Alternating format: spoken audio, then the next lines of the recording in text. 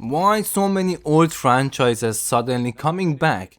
That's the real question. Not are you hyped, but why right now, all at once? Onimusha hasn't had a game in 20 years. Halo is remaking its first game. Metal Gear came back without Kojima. Splinter Cell is still hiding in development somewhere. Something is happening with the industries.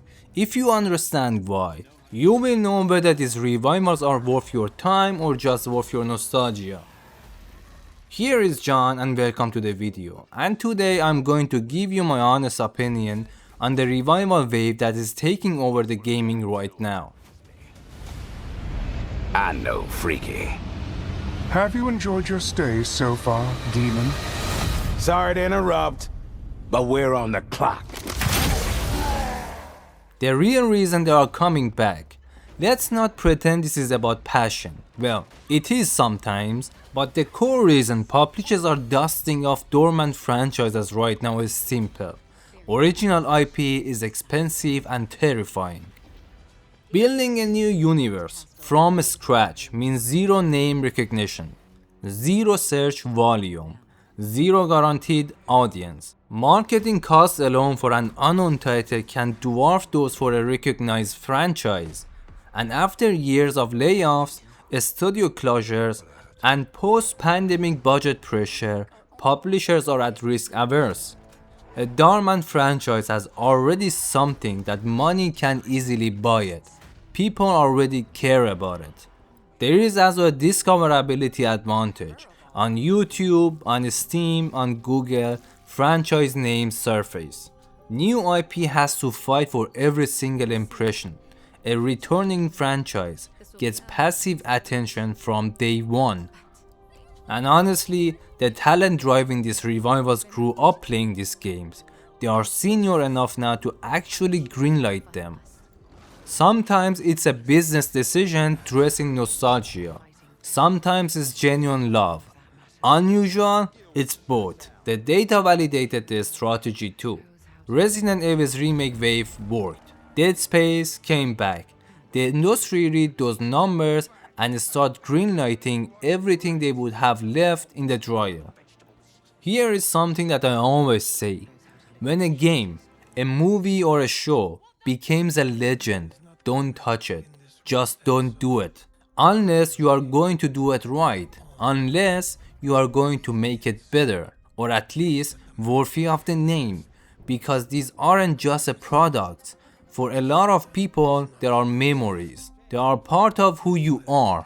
And if you come back and mess that up, you are not just making a bad game. You are tarnishing something that people love. There are exceptions. God of War is the exception. That's a gold standard. A franchise that was great, went quiet and came back and somehow became more than it was ever. They didn't just remake it.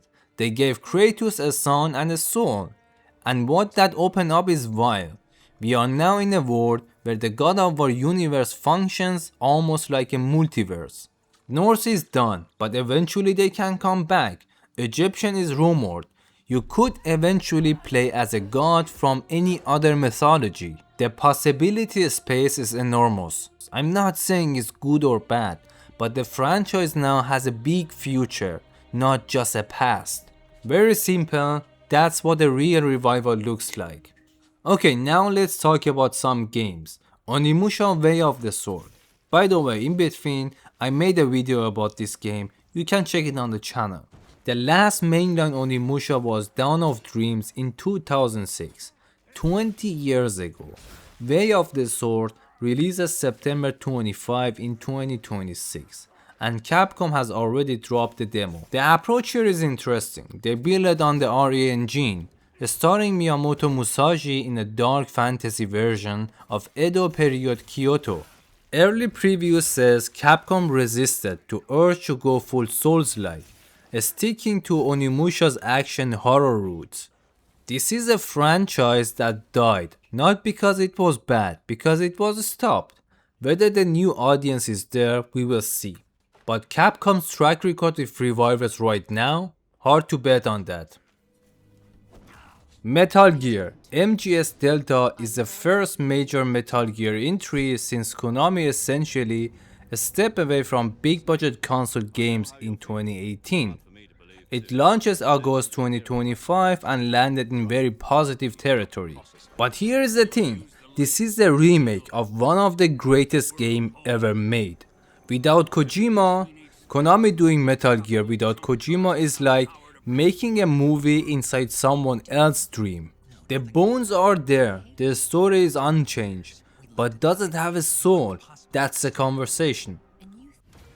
Halo Campaign Evolve launches July 28, 2026, a grand up remake of Combat Evolve's campaign, but this time rebuilt in Unreal Engine 5, and it's the first mainline Halo campaign ever on PlayStation. That alone tells everything about where Xbox is right now. After 343 industries spending years stumbling from Halo 4 through Infinite, they rebranded as Halo Studio and made this their first move. Is it bold? Yes, it is a real creative version, or just a safe bet on nostalgia. The 3 new missions will answer that question. What about Tomb Raider? Lara Croft had a full reboot trilogy, then went quiet. Whenever comes next, needs a real identity, not just a third reboot, but better. The reboots weren't bad, they just ran out of steam. But here is the time that I have to talk about Captain Price, because I find this genuinely fascinating in a slightly absurd way. They are keep making him younger. Every game goes further back in time. At the rate they are going, the next Modern Warfare is going to open with Captain Price sucking a technical pacifier and having a small gun as a toy. Just leave him alone, he is retired. And apparently now Ghost vs Price is a direction. Ghost, who died and you revived him? The man they have made now into a full franchise? Don't get me wrong, I love both characters. But when a franchise run entirely on a man's mythology, instead of building something new, you are not reviving it, you are cannibalizing it. Is there actually a creative version here, or they just pulling the price string forever because it works? Just leave him alone. While I was working on this script, I just came to 2 ideas better than touching Price. You are touching his voice, you are touching his mustache, you are touching his age. Whatever else you are going to touch, I have no idea. I'm just sure he doesn't like to be so touchy. And don't touch Ghost, because he's different. You are going to find his knife inside you, I mean in your chest. Just come up with a better idea. Do you remember Captain Macmillan? Make a franchise from him. We want to know his story. I know I said if it's become legendary or legend, don't touch it. But it's better than touching Captain Price. Just leave it alone. Or make a new guy who was trained by Captain Price and now is one of the toughest men on the planet. Just leave him, please.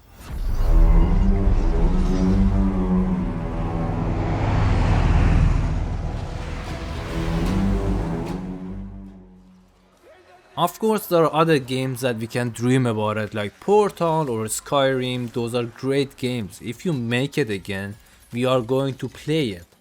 Just don't rush it, and if you are going to make it again, just do it the right way.